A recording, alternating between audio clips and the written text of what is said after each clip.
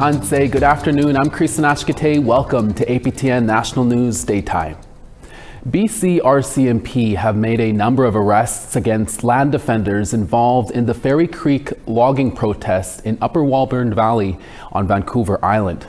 So far, APTN News has yet to confirm the arrests with the RCMP, but according to the land protectors, between 40 to 50 RCMP officers arrived at their forest protection camp on Monday morning, just after 9 a.m. and arrested up to 4 people, including Mohawk musician Logan Stotts. The land protectors also alleged that on November 25th, the RCMP set fire to many of their camp structures, including personal property. APTN News spoke with Logan Stotts last Friday about protecting the old growth forests in Upper Walbran Valley. During that time, he said there were also arrests previously from the RCMP. There was several arrests, some peaceful land defenders were arrested a couple days ago. They're in the process of rebuilding the camp. And yesterday we had another visit from RCMP and law enforcement. So we're expecting the worst. 18 months ago, Roseanne Archibald, the former first female national chief of the Assembly of First Nations, launched a lawsuit against the AFN's then executive committee. Late last week, Archibald announced on social media that the case has since reached a new phase. Archibald called it the discovery stage of her lawsuit. She says for the past 18 months, settlement discussions were stalled and stonewalled by the AFN due to a lack of response. However, Archibald says the matter is now before Ontario's Superior Court, where she says truth, evidence, and accountability can finally be fully examined. In July of 2023, Archibald was removed as national chief before she could finish her first term and was later blocked from participating in the AFN's AGA. Archibald is seeking $5 million in damages for breach of contract, oppression, and for legal fees from 2021 to 2022 and legal fees for her unlawful suspension after. In a statement of claim, Archibald said her and the former AFN national chief, Perry Bellegarde, butted heads over what has been called serious issues regarding the way the AFN and the executive committee were run. When she raised these issues, Bellegarde embarked on a campaign to retaliate against her for challenging authoritarian, gender discriminatory, misogynistic, patriarchal, manipulative, and non-democratic manner in which he ran the AFN, the claim said. The claim also said Archibald had a goal to revitalize and politically restructure the AFN. However, it was perceived as a threat by the AFN's executive committee at the time. Some of the executive committee named in the lawsuit includes AFN National Chief Cindy Woodhouse-Nepenak, Senator Paul Prosper, and BC Regional Chief Terry Teegee. APTN News reached out to the defendant's lawyer for comment but did not hear back. None of the allegations have been tested in court. You can read more about this story from our web reporter, Leanne Saunders, by going to aptnnews.ca. The Manitoba Métis Federation has launched 2 lawsuits against the province of Manitoba for its role in the 60s scoop. In what is now known as forced assimilation, thousands of Indigenous children were removed from their families and placed in non-Indigenous households, where they lost connection to their culture, language, and community. One is a class action for individual Red River Métis scoop survivors seeking justice for their resulting trauma. The class period runs from 1939 to 1991. The second proceeding is against Manitoba and Canada on behalf of Red River Métis as a collective. It seeks recognition and compensation for lasting harms inflicted by the scoop against Red River Métis as Indigenous people. The MMF says thousands of Red River Métis were victimized and the collective wounds remain unaddressed. Métis survivors were excluded from a 2017 federal 60 scoop class action settlement where only status Indians and Inuit were eligible. According to officials, it's been difficult finding a home for a supervised drug consumption site in central Winnipeg due to child safety concerns from residents in the area. Now, a new location has been proposed with those worries in mind. The Manitoba government's proposed supervised consumption site, or SCS, at 366 Henry Avenue in Winnipeg is located a block away from the Siloam Mission Shelter and Soup Kitchen. Addictions Minister Bernadette Smith says people need services like this in the area. The new spot will be more than 250 meters away from any school or registered childcare facility, unlike the last proposed site, which was across a multiple-lane freeway from a school, a point of contention for some residents. The SCS will not supply substances, but allow users to bring their own drugs to a monitored facility to prevent overdose deaths, of which there were a suspected 570 in Winnipeg in just 2024 alone.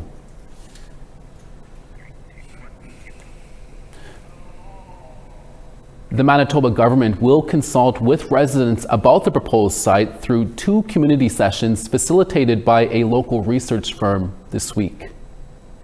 3 days of meetings are underway that will determine the future of Denison Mine's Wheeler River project in northern Saskatchewan. If approved, the site will be prepared for construction of the new uranium mine. The Wheeler River project is a mine and mill proposed for the Athabasca Basin, 35 kilometers southwest of the McArthur River uranium mine. The Canadian Nuclear Safety Commission is holding the meetings to review technical details and ensure Denison meets its duty to consult with affected Indigenous groups. The hearings will include input from impacted First Nations to address their concerns and priorities before approval can be given. Last week, Métis Nation Saskatchewan signed an impact benefit agreement with Denison, giving their approval for the project. Last Friday, a Court of King's Bench justice ruled that a referendum by the province of Alberta separating from Canada is unconstitutional and violates treaty rights. A citizen-submitted referendum question asks if Alberta should become a sovereign country and cease to be a province in Canada. Last May, Premier Daniel Smith stated if a citizen-submitted referendum question gathered enough signatures, it would be included in a 2026 referendum. No signatures have been gathered as of today. Several First Nation groups and nations are opposed to the idea of Alberta separating, including Chief Alan Adam. Citizens-initiated referendum is supposed to be permissive. It's not supposed to have a whole pile of gatekeepers standing in the way of questions that the public want to ask in good faith. And what we've been observing is that whether it's the chief electoral officer or the court, they seem to want to approve the ones they like and hold up the ones they don't like. And that's not democracy. It just goes to show that, Danielle Smith and the UCP government can't rule Alberta with a thumb and just expect to go wherever they want to go. The courts have made decisions that without treaty, First Nations people don't even talk about separation without their consent. A First Nation in southern Saskatchewan is assisting the city of Regina with its waste issue. That story when we come back.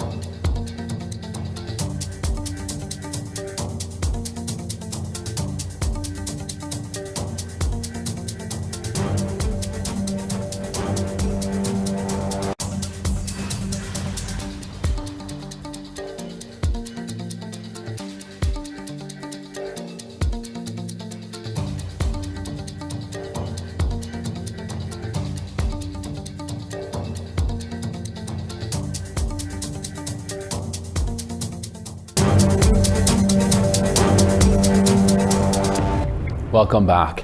It was announced on Monday that the City of Regina and the Cowessess First Nation in southern Saskatchewan is partnering to build the city's new composting facility. CTV's Donovan Mays has that story.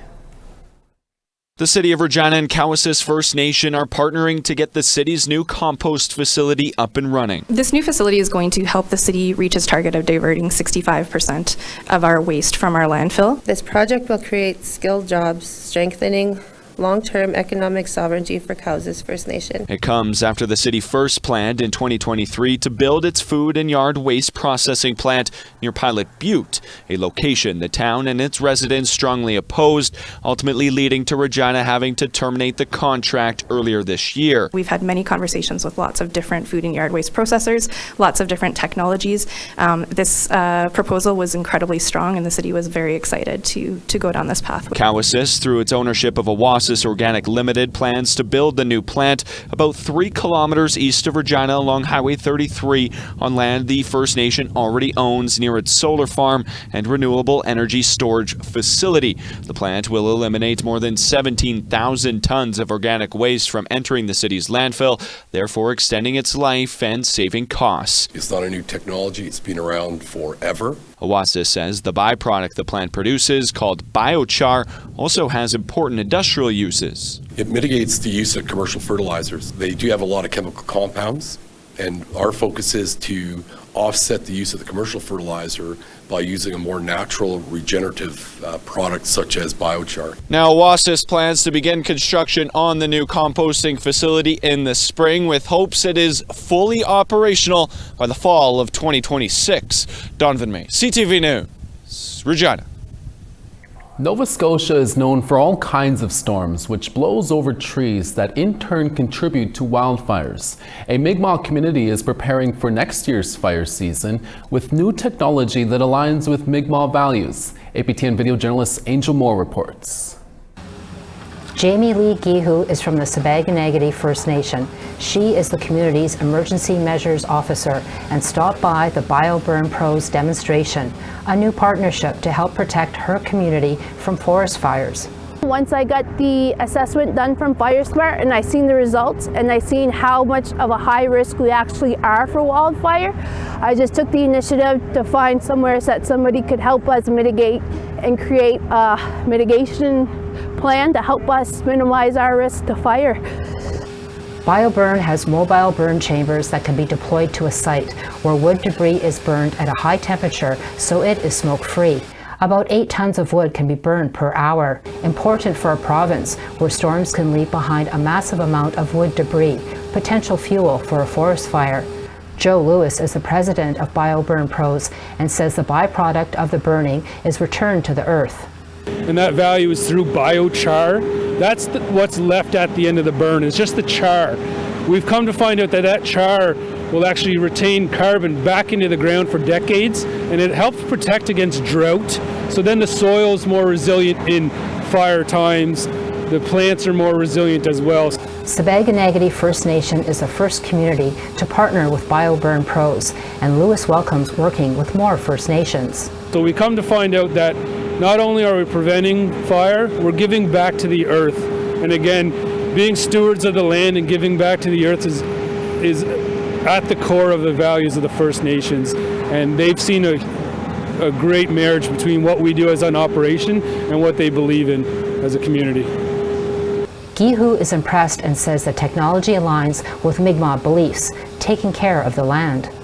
They not only burn smokeless, but they create a substance called biochar, which can be returned back to the earth, and it's something that we can benefit from it. Gihu says the fire prevention project will include a fire break and provide employment. I will be hiring people within my community to do the inside of the community, because these guys are going to be doing the perimeter of my community to create a fire break around the entire perimeter. So our community members will be doing the mitigation work on the inside of it.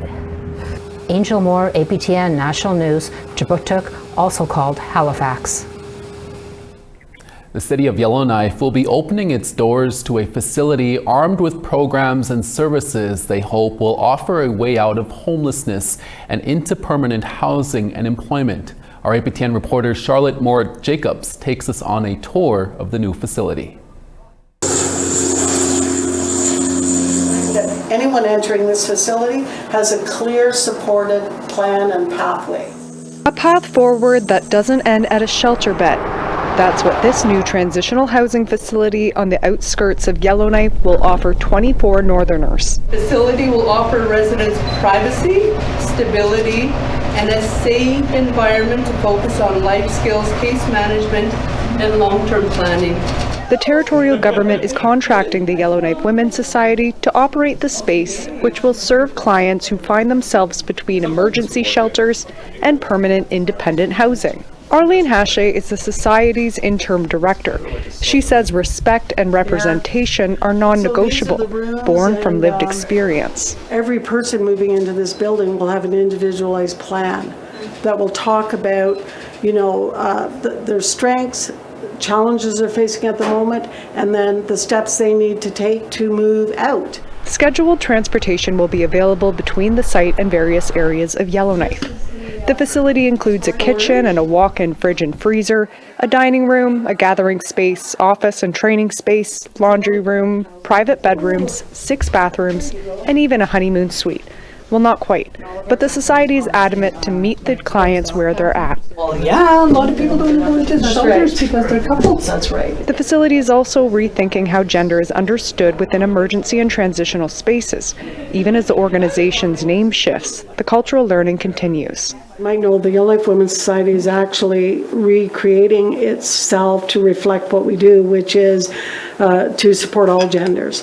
According to the most recent point-in-time count, over 90% of those experiencing homelessness in Yellowknife identify as Indigenous. Like, how long do you expect the transition to take place? Thanks to partnerships with other organizations, residents at the transitional housing facility. It's a mistake to even talk about a time limit for anyone. Will have access to mental health and cultural supports and training programs like digital and literacy skills and job readiness. But a central question remains: where will clients move out to? Hache says transitional housing only works if there are viable, sustainable options beyond its doors. So we have to do a lot of work, in my opinion, with landlords. We are looking at different other housing options for permanent housing and affordable rent. Yellowknife Women's Society received $5 million from the GNWT for operating the facility from December 2025 till April 2028. Housing is a right. This is an essential service, and it's money well spent. Meanwhile, first things first, move-in date is anticipated for December 15th. Charlotte Moore-Jacobs, APTN National News, Yellowknife.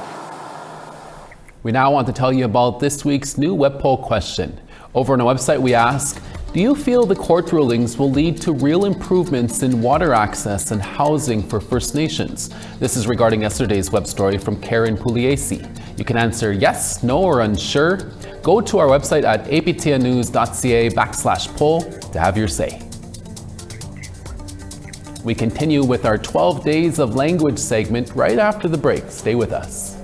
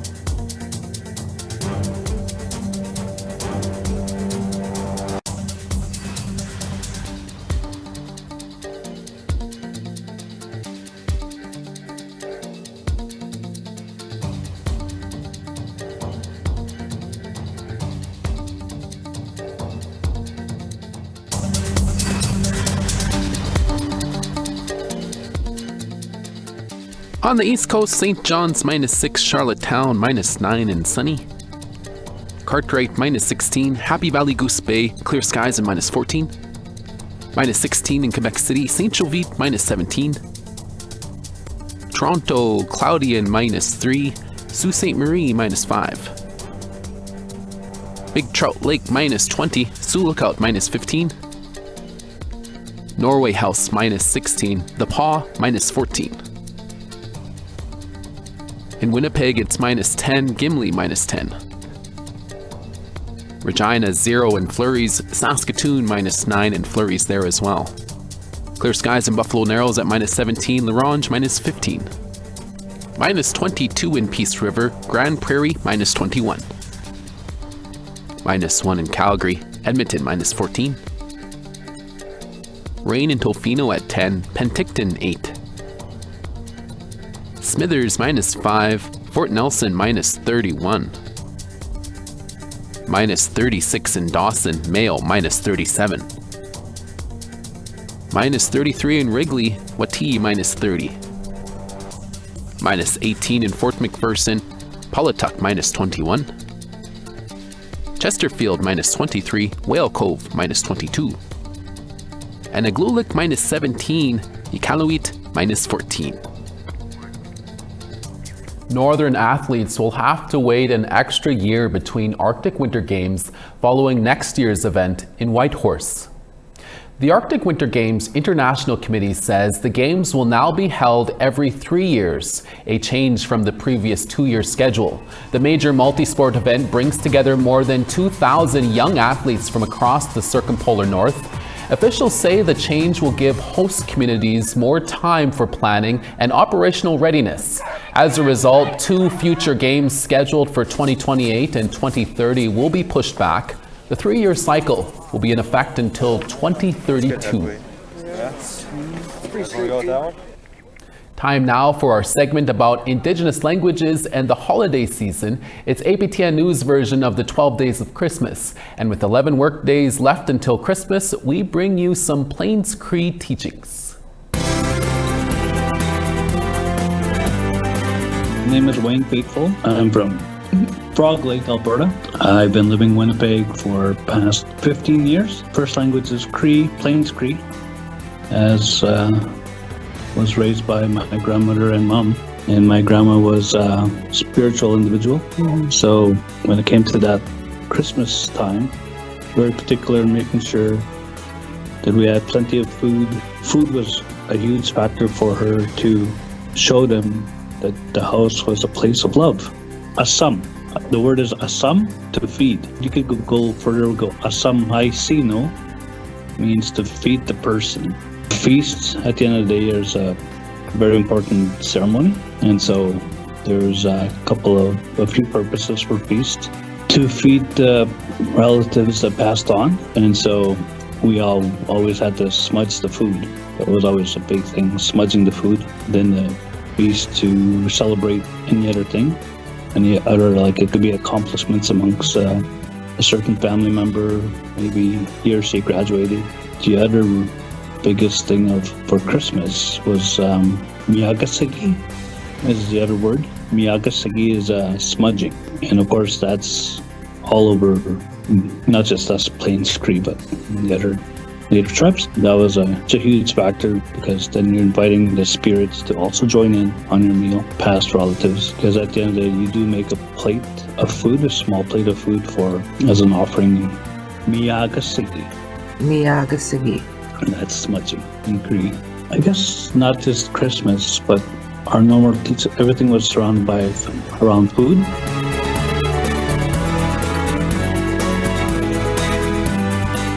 A big thanks to T.R. Wheatley and the rest of our operations team for that segment.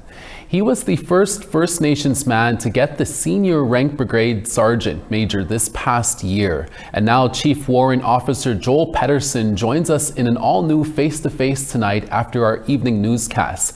Pedersen also worked for 25 years with the Saskatoon Police Service, joining at a time when the Starlight Tours issue came to light. Here's a preview of that question from his sit-down interview with T.R. Wheatley. The Neil Stonechild story is, I mean, I think it's a very well-known one, and it's such an unfortunate ending to that young man's life. For myself, just getting onto the police service as that was just kind of happening or had just finished, I didn't have a lot of knowledge about what had happened, nor did I really know about the tours that were described. And you know, I can honestly say that at no time in my career did I participate or see that happen. But not trying to put a blind's eye on it, it did happen, and it did continue to happen, but it wasn't uniquely just to Saskatoon. And I know there was a lot of other police agencies that were doing similar kind of practices, because it was not policy. It wasn't right. They knew that. And make sure to watch that all-new face-to-face episode with Tiara Wheatley later today, right after our evening newscast. That's all the time we have for our daytime newscast. Dennis Ward is back for your evening newscast in a few hours. Please join us then. From all of us at APTN National News, hi miigwech masicho. Thank you for watching. We'll see you again. Ekse.